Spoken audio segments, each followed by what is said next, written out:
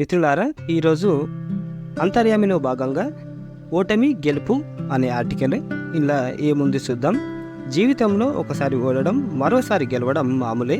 గెలిస్తే సంబరం అంబరం చుంబిస్తుంది, అంటే మన ఆనందం ఆకాశాన్ని ముద్దాడుతుంది, అమందానందం వెల్లివిరుస్తుంది, చాలా సంతోషానికి గురైతాం. మన విజయానికి వీలుగా ఆ దేవుడు 3 శక్తులు ప్రసాదించాడు.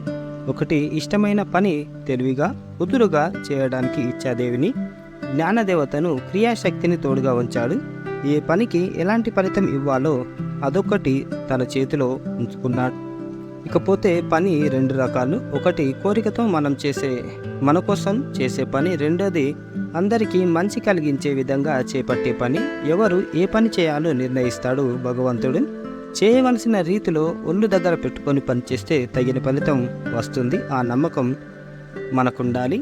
తాను కర్మ చేయవలసిన అవసరం లేకపోయినా, ఎలాంటి కోరిక కోరకపోయినా భగవంతుడు ఈ జగత్ చక్రాన్ని క్షణం తీరిక లేకుండా నడిపిస్తూనే ఉన్నాడు. ఆయనను చూసి మనము పనిచేయాలి, ఎంతో కొంత సేవ చేయాలి. సమాజానికి తోటి మనిషిని తప్పకుండా ఆదుకోవాలి. బళ్ళు ఓడలు, ఓడలు బళ్ళు అవుతాయి. ధనికుడు పేదవాడవుతాడు, గరీబు నవాబుగా మారుతాడు. ఇవన్నీ కళ్ళారా చూస్తూ ఏ పని ముట్టుకుంటే ఏం కొంపలంటుకుపోతాయోమోనన్న భయంతో మనం చేయకపోతేనే ఎవరో ఒకరు చేసేస్తారు అన్న ధీమాతో ఒళ్ళు దాచుకోవడం మహా అపచారం, లేకపోతే మహా అపచారం. అది జీవధర్మానికి విరుద్ధం. మూనపడ్డ యంత్రం తుప్పుపట్టి తునాతునకలైనట్టు మన శరీర ఇంద్రియాలు సోమరిపాటుకు గురికాక తప్పదు. పనికి దూరంగా ఉండడం సోమరితనమే కాదు, ఆత్మవంచన కూడా. ఈ పని మనం చేస్తున్నాం కాబట్టి ఫలితం అనుకున్నట్టే రావాలి అనుకోవడం దురాశ వల్ల దుఃఖం కలుగుతుంది. ఓడిపోయానన్న ఆవేదన అగ్నిగోళంలా మారి కోపావేశానికి కారణమవుతుంది. కోపిష్టికి ఒళ్ళు తెలియదు, మెదడు మొద్దుబారుతుంది. బుద్ధి జ్ఞానాలు నశించడం వల్ల చివరికి తాను కూడా నశిస్తాడు. పురాణాల్లోని దుర్వాసుడు కోపం వల్ల, విశ్వామిత్రుడు కామం వల్ల, భృగుడు అహం వల్ల, విభాండకుడు మమకారం వల్ల భంగపడ్డారు.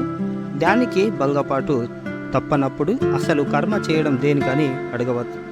సాక్షాత్తు ఆ భగవంతుడే కర్మలు చేపట్టుతూ ఈ జగత్ చక్రం తిప్పుతుండగా మనం చేతులు ముడుచుకొని కాళ్ళు చాపుకొని కూర్చోవడం తగునా? కేవలం మన స్వార్థం కోసం పాటుపడకుండా నలుగురికి పనికి వచ్చే మంచి పనులు చేపట్టాలి. అలా విశాల హృదయంతో పనులు చేస్తుంటే ఫలితం పట్ల ఆసక్తి క్రమంగా తగ్గుముఖం పడుతుంది. గెలుపు ఓటముల నడుమనున్న అడ్డుగీత అంతర్ధానమవుతుంది. అనుకున్నది అయితే మంచిది, అనుకోనిది జరిగినా అది మన మంచికేనని తెలుసుకోవడం వైరాగ్యం. గెలుపు ఓటమి నాణానికి బొమ్మ బొరుసు వంటివి. సముద్రానికి ఆటుపోటు, చంద్రునికి ఎదుగుదల తరుగుదల తప్పవు. కష్టసుఖాలు వెలుగు నీడల్లా వెంటాడుతూనే ఉంటాయి. గెలుపుతో పొంగిపోకుండా, ఓటమికి పొంగిపోకుండా సమతౌల్యం సాధించడమే జీవిత పరమార్థమని ఉప్పు రాఘవేంద్రరావు గారు రాస్తున్నారు. ఇది ఓటమి గెలుపు సంబంధించిన ఆర్టికల్. ఏమి ఓడిపోయినామో అనగానే మొత్తము నిరాశ చెందొద్దు. గెలిచినామనేసరికి అహంకారం, గర్వం కూడా రావద్దు. అప్పుడే మన జీవితం బాగుంటుంది. ఇది ఈరోజు ఆర్టికల్.